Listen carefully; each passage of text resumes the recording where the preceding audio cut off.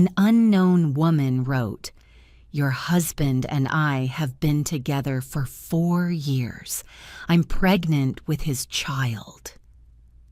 My husband was asleep beside me. I quietly made one phone call. When she opened the door, she immediately went pale. "Good day, dear listeners. It's Diana again. I'm glad you're here with me. Please subscribe to my channel and like this video. And also let me know in the comments which city you're listening from. That way I can see how far my story has traveled. People always say they would know. They say it with such confidence. I would know if my husband was cheating. I would feel it. I would see it. I used to say that too. I used to believe it. That was before the night I lay in bed next to my husband of 11 years and read a message from a woman I had never heard of. A woman who told me she was carrying his child. But let me start from before that night. Let me start from when life still made sense. My name is Claire Whitfield. I'm 41 years old and I lived, in a 4-bedroom house in a quiet suburb of Charlotte, North Carolina. I'm a high school English teacher. I grade papers at the kitchen table. I make pot roast on Sundays. I know all my neighbors by name. My life was not glamorous. It was not the life I had imagined at 22, full of travel and spontaneity. But it was solid. It was real. It was mine. My husband Daniel was a civil engineer.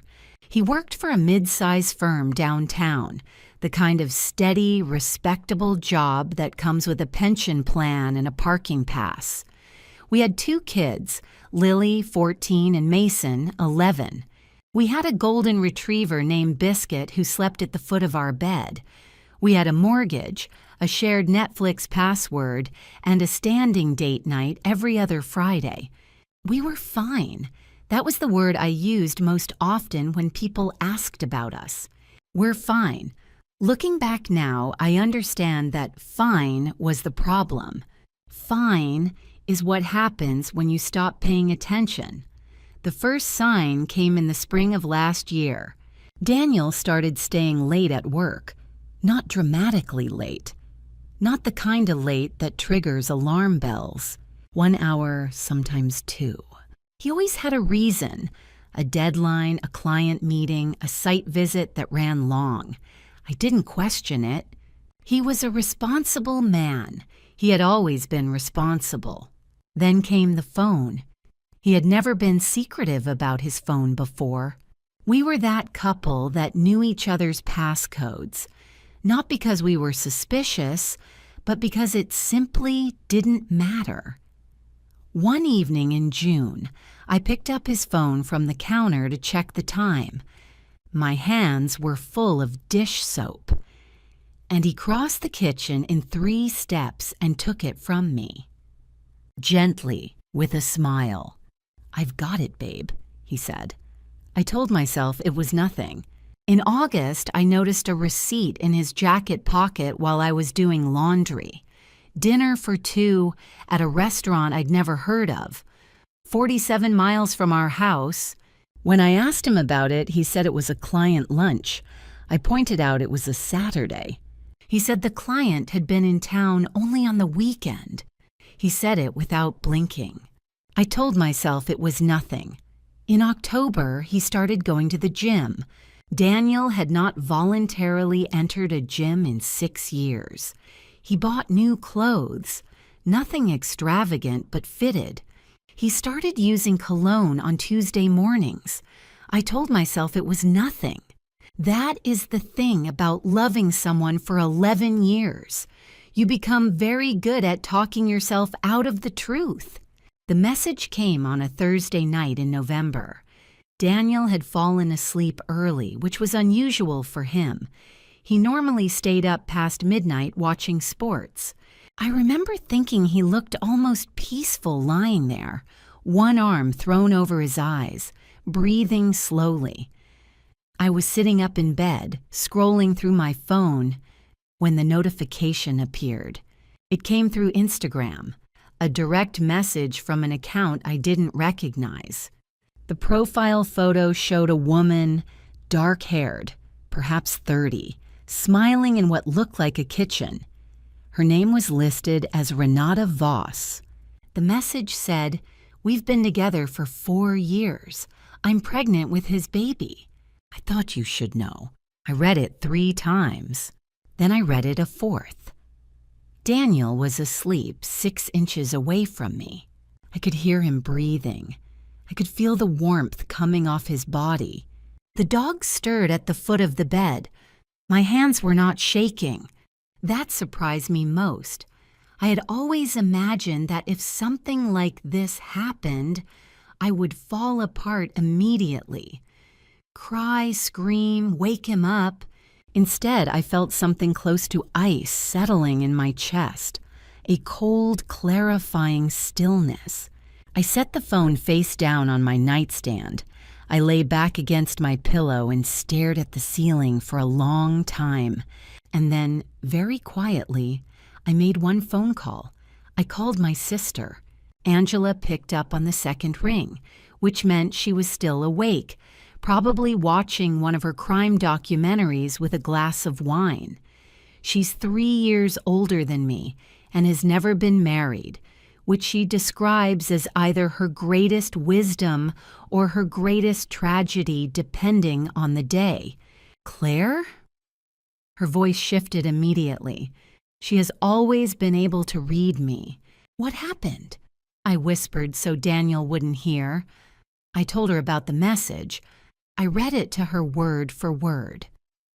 There was a silence on the other end of the line that lasted perhaps 5 seconds.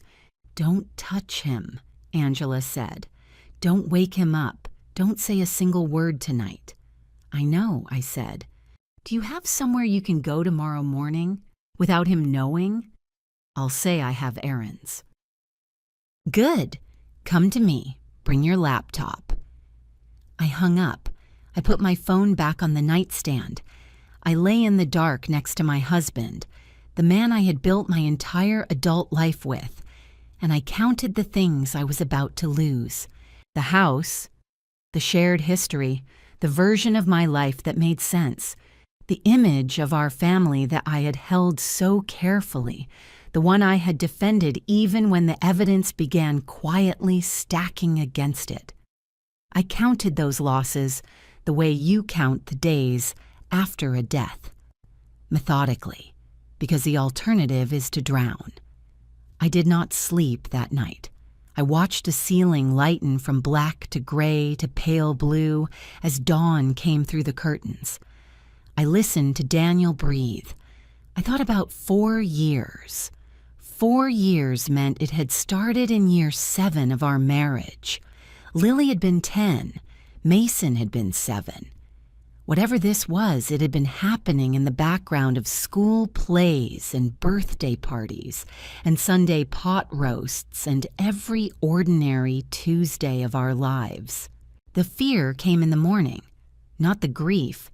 That would come later. The fear was specific and practical. What do I do now, and how do I not make a mistake? Because I knew one thing clearly. If I confronted Daniel without evidence, without a plan, without legal protection, I would lose. He was smart. He was careful. Careful enough to maintain a 4-year secret. If I walked into that conversation unprepared, he would deny it. He would turn it around.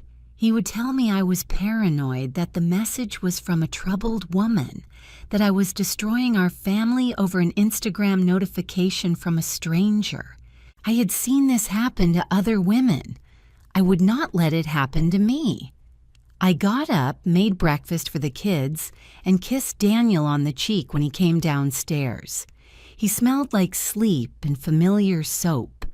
I handed him his coffee and told him I had some errands to run after school. He said okay without looking up from his phone. Angela's apartment was across town on the 4th floor of a building near the university where she taught sociology.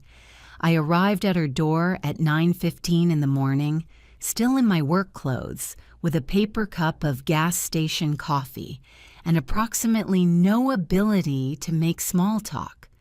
She opened the door, looked at my face, and said nothing. She just stepped aside to let me in. We sat at her kitchen table with both our laptops open. The first thing we did was look up Renata Voss. Her Instagram was partially public.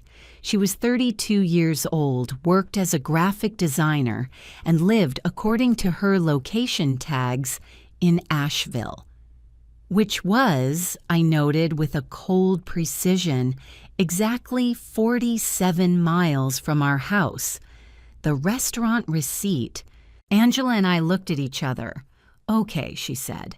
"Before you do anything emotional, you do everything practical. You understand?" I understood. She pulled up a list on her laptop, a divorce attorney she had researched months ago for a colleague. "You call her Monday," Angela said.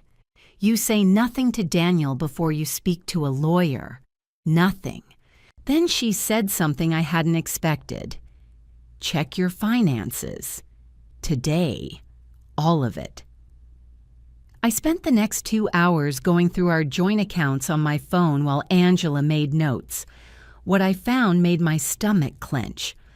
Over the past 2 years, small withdrawals had accumulated into something substantial. Cash withdrawals, transfers I didn't recognize, a credit card I hadn't known existed until I pulled Daniel's credit report using a service Angela helped me navigate. The card had a balance of just under $9,000. He had been funding another life, a quiet parallel life, 47 miles away. My plan had 3 parts. First, a lawyer. Second, financial documentation, everything copied and preserved.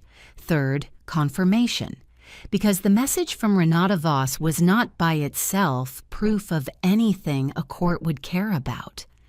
I needed more. I needed to know exactly what I was dealing with before I moved a single piece on the board. I drove home in time to start dinner. I set the table. I called the kids in. Daniel sat across from me and asked about my day. "Good," I said. "Yours?" "Same as always," he said. I smiled. I passed him the salad, and somewhere beneath the ice in my chest, something that was not quite anger and not quite grief began to organize itself into something much more purposeful.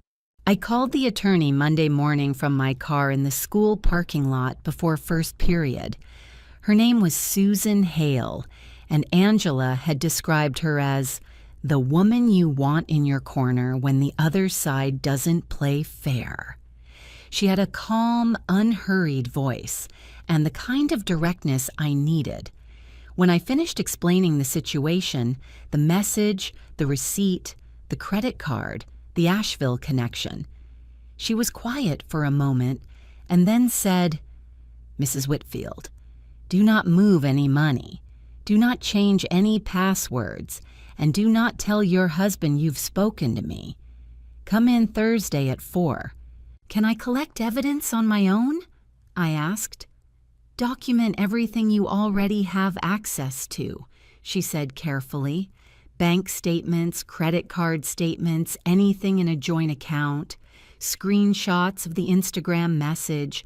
Do not access accounts that are solely in his name, and do not hire anyone without talking to me first." I thanked her and walked into school and taught 2 classes on The Great Gatsby with what I can only describe as a perfectly maintained surface, underneath which absolutely nothing was calm. Thursday's appointment with Susan changed the shape of what I was doing. She explained my rights clearly, walked me through what equitable distribution looked like in North Carolina, and outlined what documentation would matter most. She also told me something that landed quietly but heavily. If Renata's pregnancy was real and the child was Daniel's, it would have financial implications that extended well beyond our divorce. Child support, potential claims on assets. The situation was not simple. "Is there anything you haven't told me?" she asked at the end. I thought about it. "He doesn't know I know," I said. She nodded slowly. "Keep it that way for now." Meanwhile, something was shifting at home. I don't know what Daniel noticed. Perhaps my silences, perhaps something in my eyes. But he began paying attention to me in a way he hadn't in years. He asked about my day more carefully. He came home earlier. He suggested we get dinner alone that weekend, just the two of us. It should have felt like hope.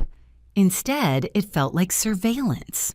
I said yes to the dinner. I smiled across the table at a wine bar downtown and watched him talk about work and the kids and a weekend trip he thought we should take in the spring.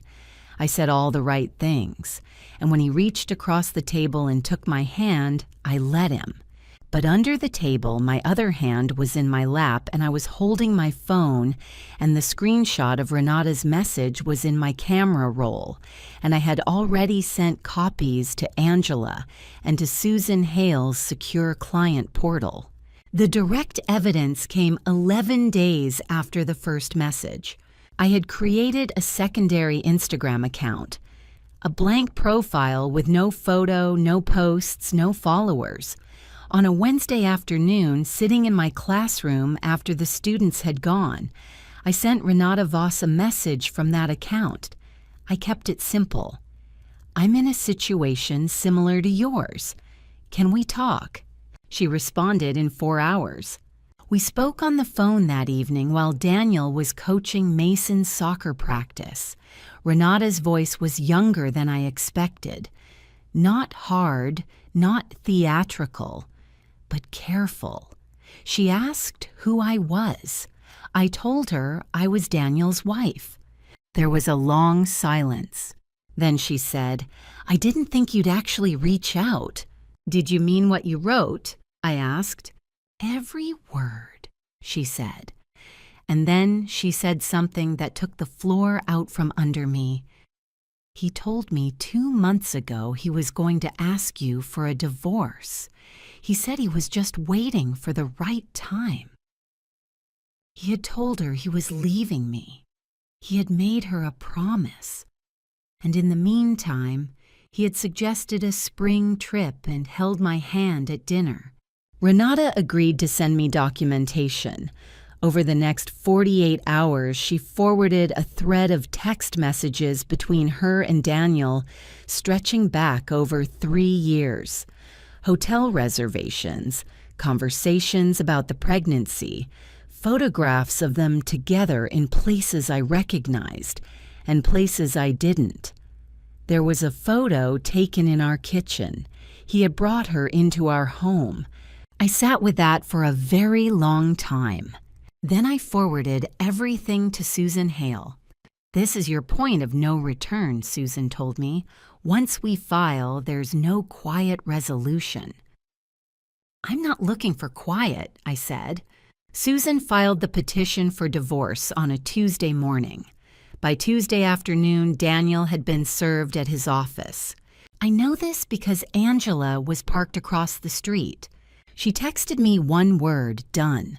I was standing in front of my third period class explaining the symbolism of the green light in Gatsby when my phone buzzed in my pocket. I finished the sentence I was saying. I moved on to the next paragraph. I did not check my phone until the bell rang. Daniel called 4 times between noon and 2 o'clock. I let it go to voicemail each time. His messages ranged from stunned to confused to something that was trying very hard to sound reasonable and calm. "Claire, please call me back. We need to talk. Whatever you've heard, please just let me explain." I drove home after school, picked up Mason from practice, started dinner. Daniel arrived at 6:15. I heard his car in the driveway. I heard his key in the lock. He walked into the kitchen and looked at me like I was a stranger. "You filed for divorce," he said. "Yes," I said. "Claire, The kids are upstairs doing homework, I said.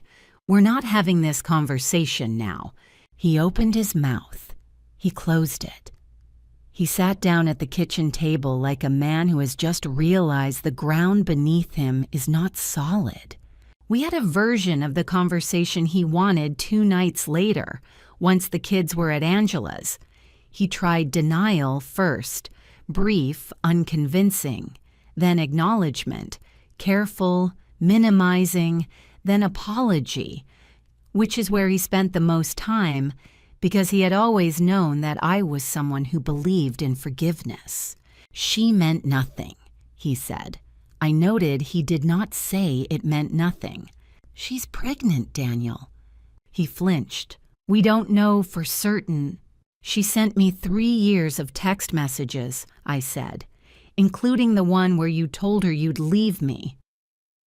The color left his face. That was the moment Renata Voss stopped being Daniel's secret and became his problem. Because what I had not anticipated, what I should have anticipated, was that Renata had her own ideas about how this should go. 2 days after Daniel was served, she called him, and apparently, whatever she said to him, it prompted him to call his mother.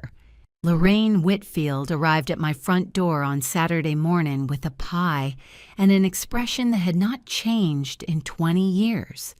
Immovable, particular, certain that the correct shape of the world was whichever shape benefited her son. She was 68, church-going, and had always treated my competence as a mild personal affront. Claire, she said, as though she were the one owed an explanation. I opened the door wide and did not invite her in. She told me I was making a mistake. She told me that marriages go through difficulties, that Daniel was a good man who had made an error, that the children needed their father. She told me that Renata was unstable, manipulative, that Daniel had tried to end things with her months ago, and she had refused to let go. She told me that if I pushed forward with this divorce, I would regret it. I listened to all of it. Then I said, Lorraine, I need you to leave my property. My attorney will be the appropriate point of contact going forward. Her expression shifted, not hurt, not surprised, but something colder. You'll be sorry, she said. It was not a comfort, it was a warning. 3 days later, I received an email from an attorney I didn't recognize, representing Daniel. It suggested, in extremely polished language, that proceeding with the divorce as filed would raise certain questions about my fitness as a primary residential parent, referencing, vaguely, documented instances of emotional instability. There were no details because there were no instances. It was a threat constructed from nothing, but it was designed to make me feel like I was standing on unstable ground. I forwarded it to Susan within the hour. They're rattled, she said. This is what rattled looks like. That weekend, I took the kids to the mountains. Not far, just a rented cabin 2 hours east, with a fireplace and no cell signal and nothing that needed to be decided for 48 hours. Lily read. Mason hiked every trail twice. I sat on the porch in the evenings and watched the trees and let the cold air do what cold air does, clear everything down to what is essential. I was not fine, but I was clear. And clarity, I was learning, was its own form of strength. When I returned from the mountains, there was a letter on my kitchen counter. Daniel still had a key. That was the first thing I handled Monday morning. A locksmith arrived at 8, and by 9 o'clock the locks were changed, and a copy of the new key was in my bag, and another was with Angela. The letter was handwritten.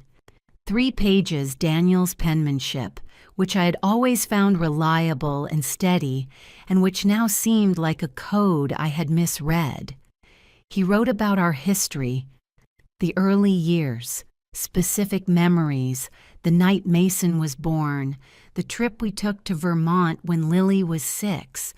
He wrote that he had lost himself and found himself afraid to admit it. He wrote that he loved me. Then, near the end, he wrote, "I want to come home. We can get through this. Think about what we'd be giving up." It was beautifully written. It was also, when I examined it clearly, a campaign. Every memory he had selected was one in which I had been happy, and he had been the reason. Every phrase that followed was a subtle pressure. Think of the children. Think of the house. Think of what you'll lose. He had not written, "Think of what I did to you."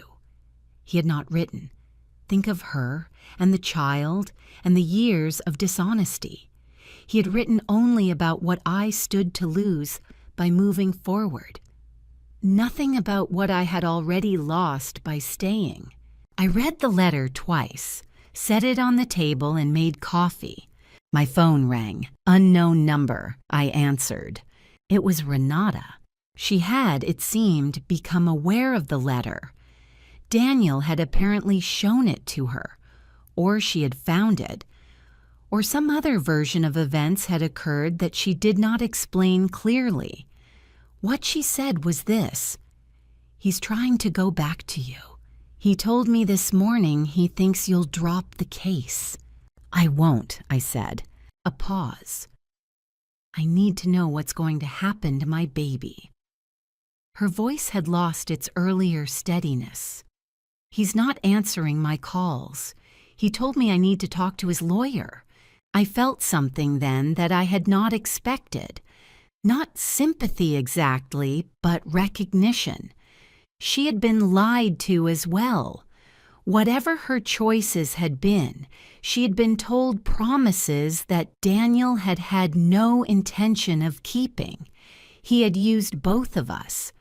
"I can't advise you," I said carefully, "but I'd suggest you get your own attorney, one who represents your interests only." "Why would you tell me that?" "Because your child will need someone looking out for them," I said, "and right now that person isn't their father." I hung up. I sat with the quiet for a long time. The support I found came from unexpected places.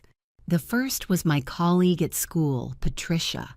She taught history, had been through a divorce 6 years prior, and had never once made me feel pitied when I finally told her what was happening.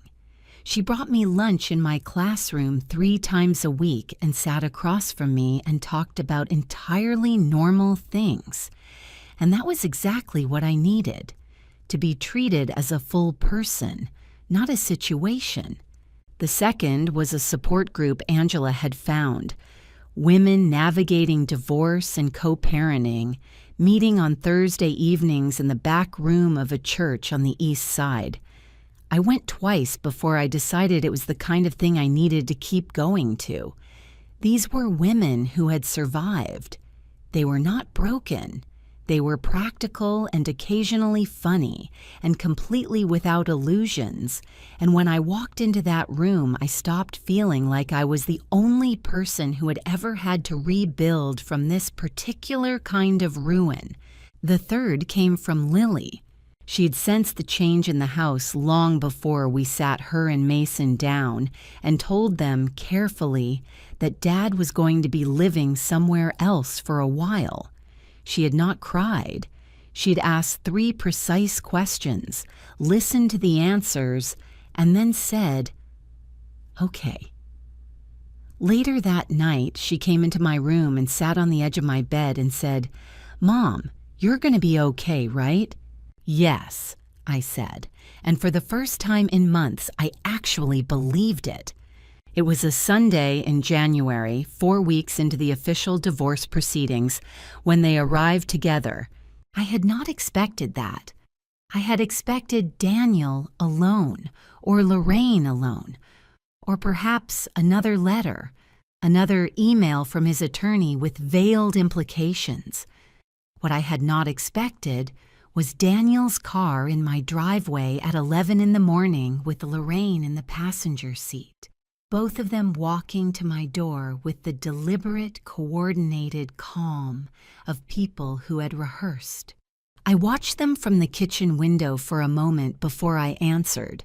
Daniel was holding a paper bag. Pastries, I assumed, from the bakery we had always gone to on Sunday mornings. The gesture was precise. It said, "This is a peace offering. This is familiar. This is safe." Lorraine was dressed carefully, no coat despite the cold, which told me she had not expected to be kept on the porch. I opened the door. "Claire," Daniel said, "can we come in? Please. We just want to talk." "About what?" I said. "About the kids," he said. "About doing this in a way that doesn't destroy everything." I stepped back and let them in because I was not afraid of a conversation. I knew what I knew, and nothing they could say in my kitchen would change the paperwork already filed with the Mecklenburg County Courthouse. We sat at the kitchen table. Daniel had brought croissants. I did not offer coffee. He spoke first, and he spoke well. I'll give him that. He acknowledged what he had done. He said the word wrong. He talked about the children, their stability, the importance of keeping as much of their world intact as possible. He spoke about the house, about finances, about how a prolonged legal battle would cost us both things we couldn't afford to lose. Then Lorraine spoke, and that is where the mask slipped. She started with sympathy. For me, she said, for what I had been through, for the position I had been put in. Then she moved, smoothly and quickly, to the idea that this was a private family matter, and that involving attorneys and courts was a way of making it something ugly and public when it didn't need to be. She mentioned the children twice in 2 sentences. She said the word dignity. "What a divorce like this does to a woman," she said, "especially a woman in a public-facing job like teaching. The talk, Claire, the things people say. You'd be protecting yourself, really, by keeping this quiet." There it was, my reputation, my job, what people would say. She was offering me silence in exchange for retreat, dressing it as protection when it was a threat. "Lorraine," I said, "are you suggesting I drop the divorce proceedings to preserve my professional reputation?" "I'm suggesting," she said carefully, "that there are ways to handle this that don't require the whole county knowing your business." Daniel was watching me. His expression was the one I had come to recognize in these past weeks, the one that was waiting to see which version of me would show up, the one who smoothed things over or the one who would change the locks. "I'd like you both to leave," I said. Daniel's careful composure cracked slightly. "Claire, I have Susan Hale's number if you'd like to discuss anything further," I said. "Beyond that, this conversation is over." Lorraine stood up slowly. She looked at me with an expression that was not quite contempt, but was close enough to recognize. "You're making a mistake you won't be able to undo," she said. "I made those for 11 years, I said. "I'm done now." They left. I stood at the window and watched the car back out of the driveway, and then I sat down at the kitchen table in the empty house and pressed my hands flat against the wood. My heart was going faster than I would have liked. My hands were not entirely steady. They had rattled something in me. Not my conviction, but something underneath it. Some nerve that fear still had access to. The thought, what if they find something to use against me? What if Lorraine knows something I don't? What if this gets uglier than I'm prepared for? I sat with that fear. I did not try to reason it away. And then I picked up my phone and called Susan Hale and told her exactly what had just happened. Every word in order. "Good," she said when I finished. "Write it all down while it's fresh. Dates, times, everything that was said. This is relevant."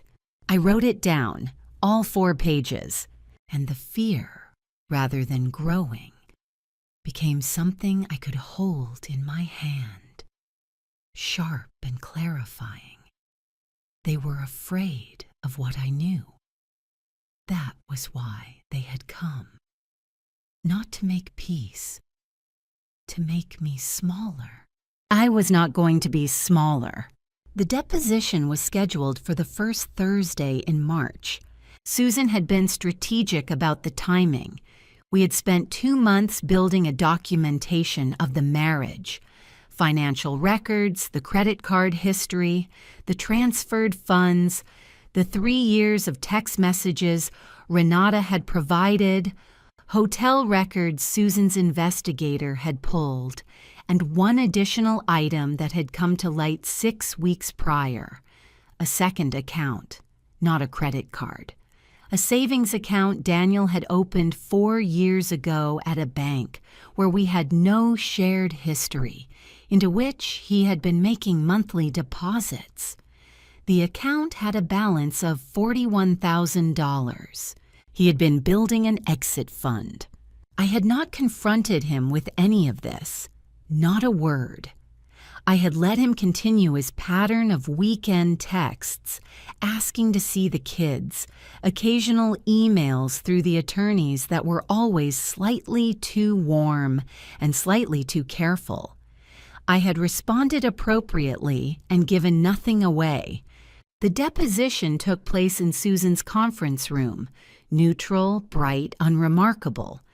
Daniel arrived with his attorney, a man named Garrett Fossey, who wore a very good suit and had the polished manner of someone accustomed to winning on presentation. Lorraine had wanted to attend. Susan had ensured she could not. Daniel looked tired. He had lost some weight. He smiled at me when he sat down, the kind of smile that was trying to seem natural and did not manage it. The first hour was procedural. Questions about the marriage, the household, financial responsibilities, parenting arrangements. Daniel's answers were measured. Fossey had prepared him well. Then Susan began asking about the savings account. The first moment of fracture was small. A pause where there should have been no pause. A glance at Fossey that lasted a half-second too long. Daniel said he had opened the account as a personal savings vehicle, that it was common for spouses to maintain individual accounts, that there was nothing unusual about it. "Can you explain the deposit schedule?" Susan asked, and slid a document across the table. He looked at it. "I was setting aside money for—" He stopped, started again. "For future expenses." "What future expenses?" Another pause. "Various." "Mr. Whitfield, were any of the funds in this account used to support Renata Voss?"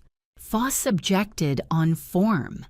Susan rephrased, asked it 3 different ways across the next 15 minutes until the record contained enough evasions and contradictions to be legible to any judge in the county. Then we came to the text messages.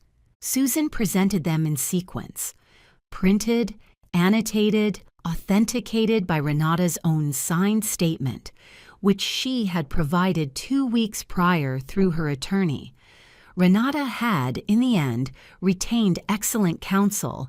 She was pursuing her own claims, which ran parallel to mine and occasionally intersected in ways that were, for Daniel, extremely inconvenient. When the messages appeared on the table, something happened to Daniel's face. It was not theatrical. It was small and quick, a flicker, like a light going out behind glass.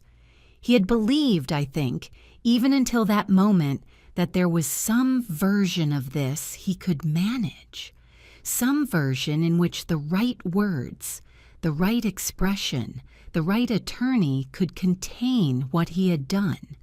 "Mr. Whitfield," Susan said, "in this message from October of 3 years ago, you wrote to Ms. Voss that," and I'm quoting directly from the authenticated record, "that you would handle things on the home front within the year. Can you explain what you meant by handle things?" He looked at Fossey. Fossey said something quiet that I couldn't hear. Daniel looked back at Susan. It was a figure of speech. "A figure of speech," Susan repeated. She did not raise her voice. She simply looked at him the way you look at something that is not going to change into what you need it to be. "And in this message from February 2 years ago, you wrote that you had moved enough to cover 6 months in the new place. Can you tell me what the new place refers to?" Fossey objected. Susan marked the question for the record. The deposition lasted 4 hours. By the end, Daniel had contradicted himself on the savings account 3 times, on the duration of the relationship twice, and on the kitchen photograph, which Susan presented last, quietly without comment.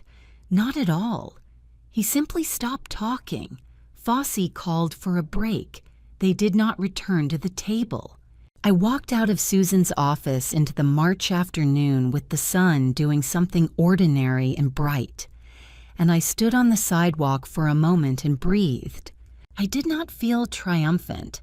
I felt strangely still, as if something that had been braced against impact could finally, carefully, release. Susan came out 2 minutes later. "Fossey will call tomorrow," she said. "They're going to want to talk settlement." "I know," I said. "How are you?" I thought about it. "Ready," I said. Foss called the next morning. He was gracious about it, which is what you are when you are on the losing side and you know it, and professional dignity is all that remains. He used words like collaborative resolution and mutual benefit and the interests of the children, which I had come to recognize as language that means my client would like to lose as little as possible. Susan and I had discussed this. We had prepared for it. The settlement negotiation took 3 weeks, conducted entirely through attorneys, which is how it should have been conducted from the beginning. Daniel's offer was not initially reasonable. It preserved too much for him and too little for the children, and contained a clause about Renata's situation that attempted to insulate him from financial responsibility in ways that Susan identified as legally untenable. We declined, countered, waited. His second offer was better. His third was close. The final settlement, which Daniel signed on the last Friday in April, gave me the house, fully with his name removed from the mortgage through a refinance he was required to facilitate. It gave me primary residential custody of both Lily and Mason, with a structured visitation schedule that Susan had negotiated carefully to include accountability provisions. It gave me a fair division of our assets, including a substantial portion of the $41,000 savings account, which the court had been very interested in. It required him to carry health insurance for both children until they were 26, and to contribute to their college funds on a schedule that was written into the agreement with enough specificity that deviation would constitute contempt of court. It also required him to acknowledge, in writing as part of the settlement terms, that his financial conduct during the marriage had been deceptive. That last part had not been easy to get. Fosse had pushed back on it considerably. Susan had held the line. I had wanted it not for the public record. It would not be public, but for myself. Because the 11 years I had spent telling myself everything was fine deserved a document that said plainly it wasn't. Lorraine was not part of the settlement because Lorraine had never had any legal standing to be. The Sunday kitchen visit had been captured in my written record, submitted to Susan, and noted in the correspondence. It had done what it was always going to do, nothing that helped her and something that helped me. Renata signed a separate agreement with Daniel's attorney 2 weeks after ours. I was not a party to it and was not told the terms. I know only what her attorney, in a brief professional courtesy called Susan, indicated, that provision had been made for the child. Whether Daniel felt anything about becoming a father under those circumstances, I cannot say. I had stopped trying to understand the interior life of a man who had managed, for 4 years, to have no interior life I could access at all. What I had not expected was how anticlimactic the actual moment of signing would feel. I had imagined something. Relief, perhaps, or the clean snap of a door closing. Instead, it was a Thursday afternoon in a conference room that smelled of printer toner and cold coffee, and Susan slid the document across the table, and I signed my name in 4 places and initialed 3 more, and that was that. 11 years, 4 years of deception, months of documentation and strategy and fear and resolve. And it ended in 12 minutes with a pen on a table while someone's assistant typed in the next room. But driving home, something shifted. The light on the highway was doing something particular. That late afternoon gold that Charlotte gets in spring, the kind that makes even ordinary exits look significant. I turned the radio up. I did not cry. I sang along to something I hadn't heard in years, badly, without caring. The day the settlement was finalized, I picked up Lily from school. She was taking AP History and had a project due. And then picked up Mason from soccer practice. We drove through and got milkshakes. Mason explained to me at length why chocolate peanut butter was objectively the only correct choice. Lily argued for strawberry with the intensity of someone who has decided to have opinions about things.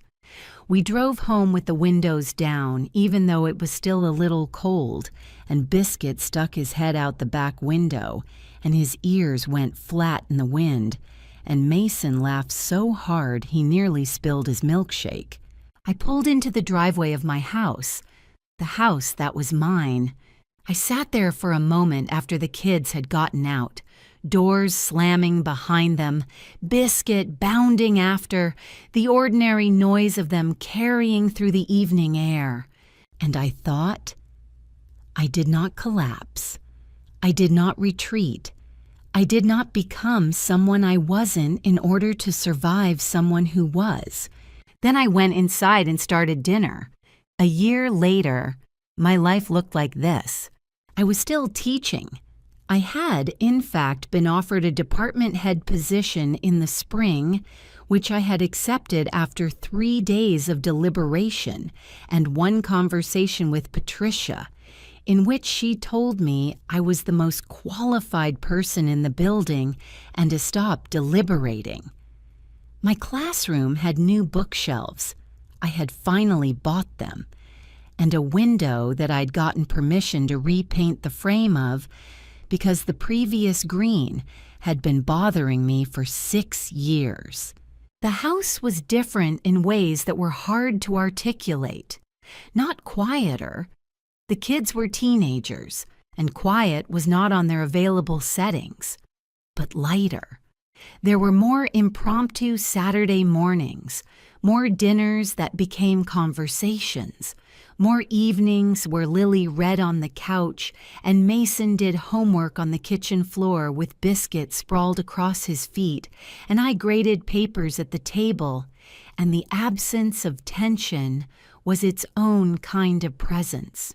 I had started running again, not for anyone, not toward anything in particular, just for the specific pleasure of moving through the neighborhood in the early morning when it was still half dark and the air was cold and my mind went quiet in a way it almost never does otherwise. I had taken up one more thing that surprised me, a ceramics class on Tuesday evenings at the Community Arts Center. I was not talented. The first 3 bowls I made were lopsided in ways that amused Mason considerably. But there was something about working with your hands at something that had no stakes, no judgment, no consequence if the bowl collapsed. Something about that felt like an antidote to the years of careful maintenance, of holding everything exactly in place. I kept going. By spring, I had made something that could hold water without apology, and I put it on the kitchen windowsill where the morning light hit it, and I found I was genuinely pleased with it in a way that had nothing to do with anyone else's opinion. That felt new. That felt important. The Thursday evening support group had become something I looked forward to rather than attended out of obligation. Several of the women had become real friends, the kind forged in the particular honesty that comes when you have all seen each other at your most uncertain and chosen to show up anyway. We had dinner together outside the group setting now, argued about restaurants, texted about our children's inexplicable decisions. One of them, a woman named Diane, who had been through something considerably messier than my situation, had started a small business and asked me to proofread her website copy, which I did, and she sent me a plant in return, which was still alive on my desk and which I considered a minor miracle. Angela came to dinner at least twice a month. She brought wine. She had in September started seeing someone, a history professor, dry-humored, who she described as aggressively adequate in all the right ways, which I understood to be high praise from her. I had not been looking for anything, and I was not looking. But I had coffee one Saturday with a man named James, who taught at the university and ran the same trail I did on weekend mornings. And it was good coffee and a good conversation, and I drove home feeling, for the first time in a very long time, like someone who might, at some unscheduled future point, be open to something. Not yet, but the door was no longer locked. As for Daniel, he was living in an apartment in Asheville. This I knew from the custody exchange schedule, which required occasional logistical coordination. He had taken a job at a smaller firm with less prestige, and presumably the appeal of proximity to Renata. He had moved into a 2-bedroom apartment that Mason described, without editorializing, as pretty small. I did not editorialize either. Renata had given birth in February, a girl. I knew the name only because Mason told me, matter-of-factly, that his dad had a new daughter. I said that was important news and asked how he felt about it. He shrugged and went back to his homework in the way that only 11-year-olds can make look completely natural. Daniel and Renata were not, from what I could piece together without looking particularly hard, happy. The relationship that had survived on distance and promise had encountered, as such relationships tend to, the reality of a small apartment and a newborn, and the specific quality of a man who had not been honest with the first woman he had made a life with. She had apparently discovered his calendar, a detail I heard from the same mutual acquaintance with what I recognized as Justice's quiet, efficient humor. He had not changed his patterns. He had simply changed their audience. There was talk through the same quiet channels that Renata had consulted an attorney of her own, not about the baby's provision, which was already settled, but about other things. I did not follow up. It was no longer my story to track. Lorraine was not speaking to me, which suited us both. She had transferred her campaign to the children, which Susan had noted in our original custody provisions, and the provisions had thus far been sufficient to address it. Lily, who was 15 and fully in possession of her own considered opinions, had told her grandmother once, plainly and without cruelty, that she would be happy to talk about anything except things that were about the divorce stuff. And Lorraine had found this boundary so unexpected from a 15-year-old that she had, reportedly, had nothing to say. Lily told me this at dinner one evening with the small, contained satisfaction of someone who has handled something exactly right. "How did she react?" I asked. "She looked surprised," Lily said. "And then?" "And then she changed the subject." Lily picked up her fork. "So I think it worked." I looked at my daughter, clear-eyed, precise, kind in the way that is harder than it looks, and felt something that I had felt rarely in the years of careful maintenance: uncomplicated pride. I had not just survived this. I had, without quite planning to, shown my children something about how to be a person when everything is falling apart. That turned out to matter more than I had expected. The truth does not require your permission to exist. What you can choose is when you look at it, and what you do once you have. I chose to look. I chose to be strategic before I was emotional, practical before I was reactive. Not because I am exceptional, because I understood that collapsing was a luxury I could not afford. Every woman who has sat in the dark next to someone she no longer